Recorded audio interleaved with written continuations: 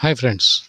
Now back to the next model, that is a programmable array logic, wherein only the AND component is programmable, whereas OR component is fixed. Here you can see that there is no programmability given in the OR component as given in the previous model, that is programmable logic array. So F1 is OR of these two, F2 is OR of these two, and F3 is OR of these two.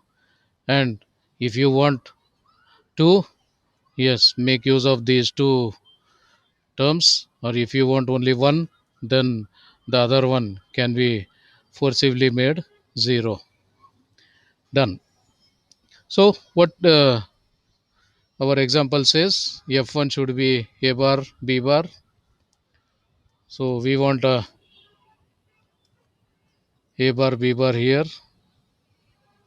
Then we want A, B, C bar here. Then we want A here. Then we want B, C bar here. Then we want A, B, C bar here. Then we want A bar, B, C here. So how can we get that? Yes, A bar, B bar. So A bar, B bar can be obtained by adding A bar and B bar. So we get A bar, B bar.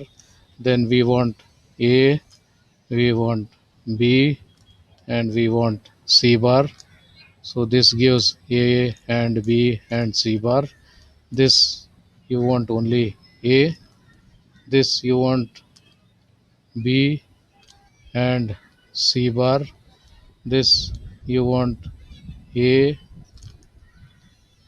B bar, C, and this you want A bar, B, and C. So here programmability is made available, but only thing is this second part is non-programmable. It is fixed. So here it says we can get three boolean functions. Each boolean function can be or of two product terms, and the product terms are programmable.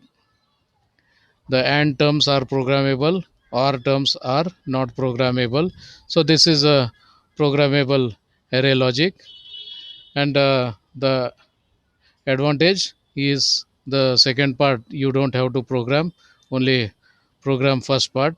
But disadvantage is that it has got a very limited way. So if you want F1 to be having three product terms, then it is not possible in this case, because this is hardwired, and hence this you cannot think of having more than two product terms for each of these in this particular case. So that's a disadvantage of working with PAL, but it is simpler to build if you are if the format is known before this IC is built.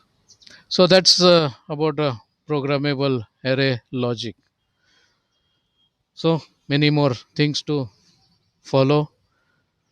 So till then, take care. See you. Bye.